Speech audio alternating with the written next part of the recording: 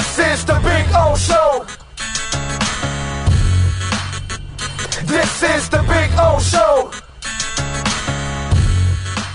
All right, it's Double Shot Thursday, I guess. I don't know. I guess that's the way we'll look at it. How you doing, David? You doing good? Are you inebriated, or are you sober at this moment in New Orleans? More sober than inebriated, but but I've gotten started. We got started on the plane even.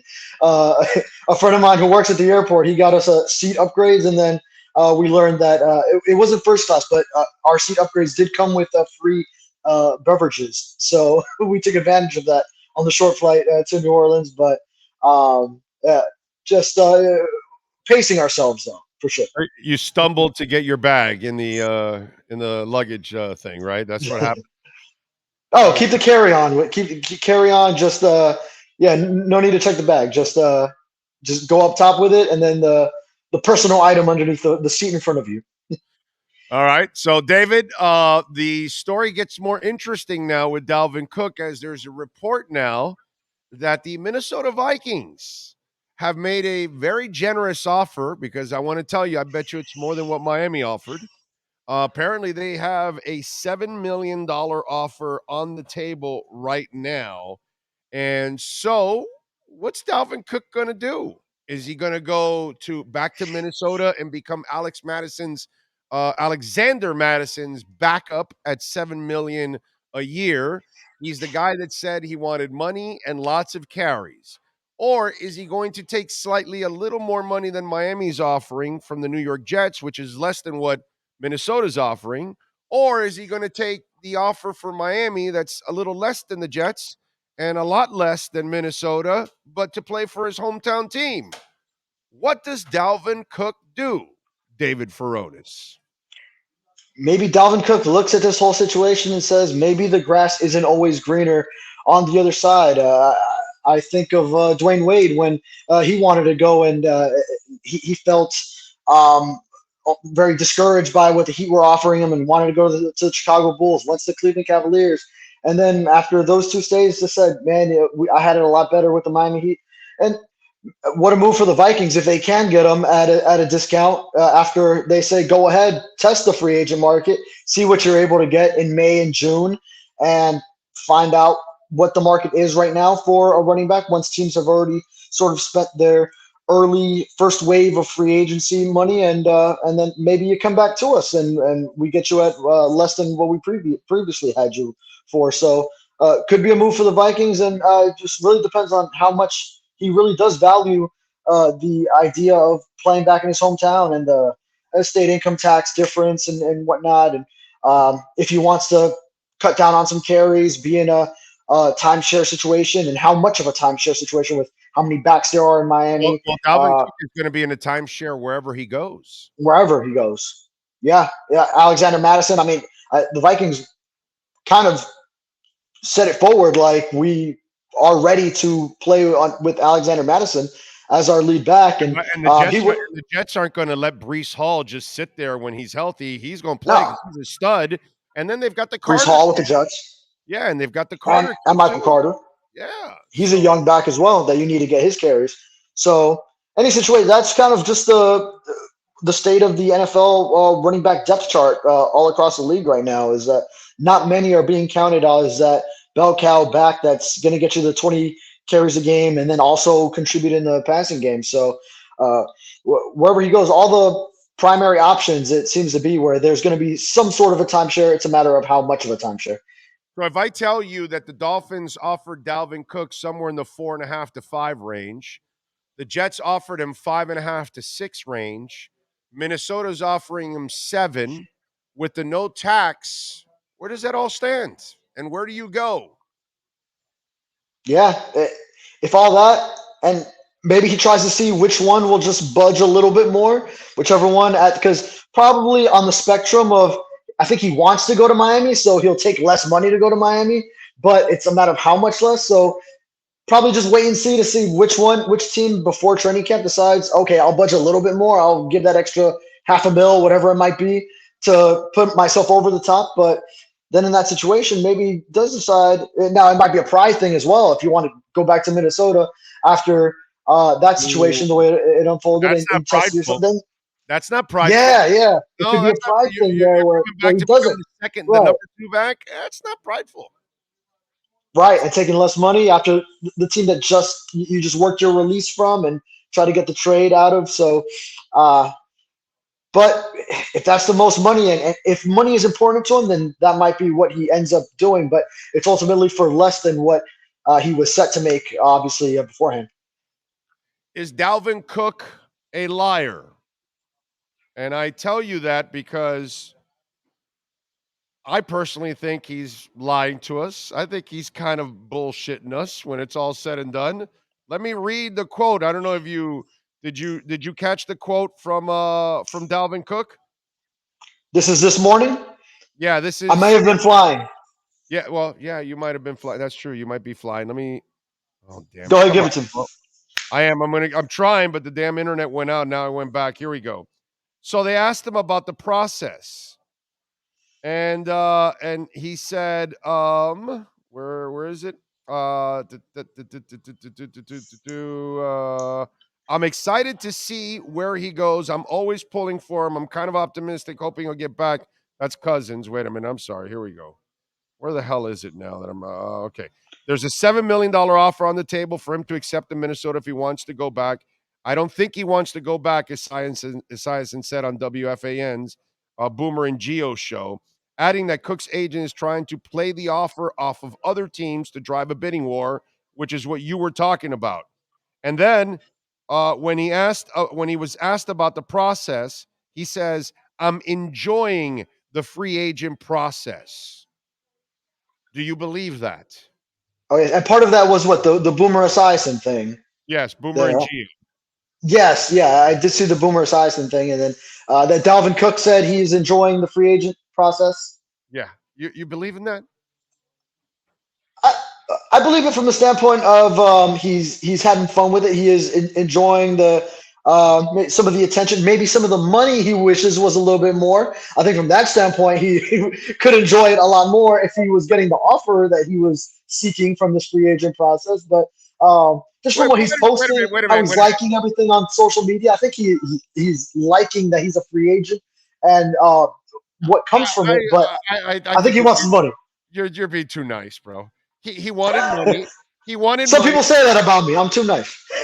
No, that's not true. One of the things I like about you, you're one of That's the right. You're one of the young riders I like because you don't hold back. You actually ask tough questions. You're not You always say afraid. that. Yes, that's right. Because I think that's incredibly important. It's really easy to lob softballs all the time. That's super easy. Anybody can do that. But when you ask an uncomfortable question, that has to be asked. I'm not saying something disrespectful. I'm saying something that is worthy, that is a tough question. You're willing to ask it. And that's one of the things why I have a lot of respect for you. But I think you're being nice because he expected money. He wanted carries. He wanted to be the guy. Nobody's calling him to be the guy. Nobody's telling him he's going to get a bunch of carries. You and I just talked about he's going to share wherever he goes. If he picks the Jets, they've got 2 younger backs that they've got to play. If he comes to Miami, they've got 3 backs that they've got to play. If he goes back to Minnesota, he has to back up the guy that he was, starting over from there on out. So wherever he goes, he's going to have to share. Wherever he goes, he's not going to get paid what he was getting paid or anything like that. So I don't know how he's enjoying this process when his hometown team is the one that's offering him the least amount of money. You know what I'm saying? So I don't know, bro. I got to disagree with you on that. I don't think he's enjoying this process. He probably had his expectations a lot higher from the standpoint of that there would be teams that are willing to offer him. He probably the idea that he had the type of action in activity in the backfield, in the passing game, in terms of rushing attempts that he anticipated, plus the money he was looking for, and that part just hasn't materialized. I think from just a standpoint of, I see him on social media, I think he is enjoying that part of it. Just that right now he is the storyline in the NFL. I mean, he's liking tweets that mention him every day, so he's checking. He's probably searching his name, checking what people are saying about him, and whenever there is any update on any network when they're trying to fill some time in the dog days of summer before training camp, while we've finished OTAs and minicamp and we're trying to bridge it into training camp. That's kind of him and DeAndre Hopkins are two of the biggest storylines across the NFL. So from that standpoint, I think he is enjoying that he's sort of the big storyline right now, league wide. All right, one more thing. A report came out today that said that Belichick could be on the hot seat. And this is the first time that I actually hear somebody say what I've been saying for the last, I don't know, about 8, 9 months, right? I've said that I believe that if Belichick has a bad year this year where he wins 5 or 6 games or something like that, that I think he could come back on the hot seat the following year because it'll be too many years without a playoff. And here's the thing that I here's what I think is kind of bogus out there for some people. Some people think that, oh well, no, Kraft is not going to fire him because he wants him to break the record. What does Kraft gain by that record? Nothing. No big deal. That's a personal record for Belichick. What Kraft wants is playoff appearances, more money from those playoff appearances because you got to come to his stadium. He wants more championships because that's what builds, your franchise up and the value and all that kind of stuff. The personal stuff to him, he even talked about it. We don't sign players for them to break personal records. That's not what it's about. We're about winning here. So where do you stand on that? Do you think Kraft would put him on the hot seat? Because I think those two guys don't get along that good. By the way, the whole Brady thing, I think, was a divider for them. It's interesting that maybe Kraft and Belichick don't get along that well. Maybe, well, we already know that Belichick and Brady didn't get along that well, especially toward the end. Brady and Kraft could he be on the hot seat? Right? Brady and Kraft. I would have thought that. Oh,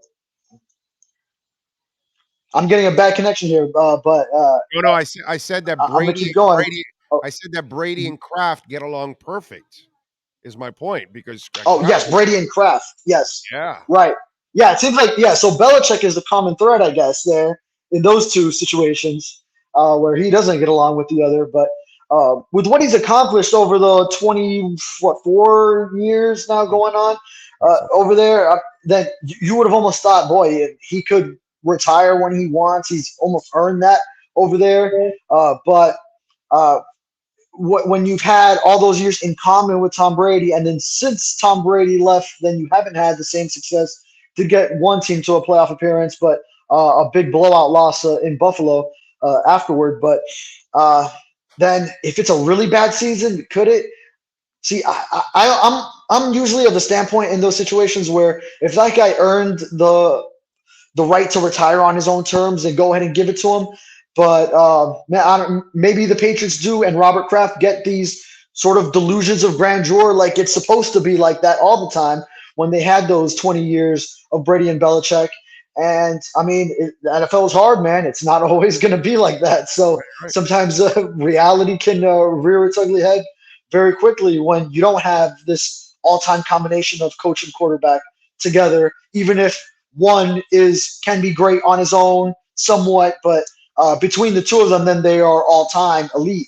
So we know Belichick is one of the great football minds that we've ever seen, regardless of quarterback. I mean, what he did with the Giants beforehand, even had the Cleveland Browns going a little bit before making the move, and how coveted he was between the Jets and the Patriots back in the late 90s. So between the Patriots ended up snagging him. So yeah, I'm of the mindset maybe he kind of earned it, but to go out on his own. But if the Patriots and Robert Kraft get these sort of delusions that it was always supposed to be the way they had it those years, then maybe they make some kind of rash decision like that. All right. By the way, somebody's telling me Leon Fresco just sent in a super chat. He says we need a My Furones instead of My Sharona melody lead-in for you. So you know the song My Sharona from the Knack? Yeah, I always never knew what the actual lyric was, but I just knew it was very close to. Now they want My Furones. And Chris Berman would use it for the Titans kicker Rob Baronis. That's right. That's right. Which also rhymes with name. Right. Exactly. So yeah. Once we get a permanent segment for you, we're gonna have to do a Knack style My Furones open for you. All right. I'm with it. There you go. All right, get back to your drinking. Get back to like the real important stuff. Drinking in New Orleans. Have some fun, my brother. We'll catch up next week. You be good. The guys just got back to the Airbnb with some supplies, so There you perfect go. timing. Perfect timing, dude. That's it. You don't have to drink any more castor oil to try to stay straight here now. Now you can just booze up now. There you go, baby. I'm set through the weekend. You got it, bro. Be good. All right. There you go. The great David Furones. Follow him on Twitter, by the way, David Furones _. And then, of course, subscribe to the Sun Sentinel and support my man. He does a great job. He's a really good dude. And he's one of the young guys I like, man. He's got some balls. He will ask a tough question. And I like that. It's kind of my style.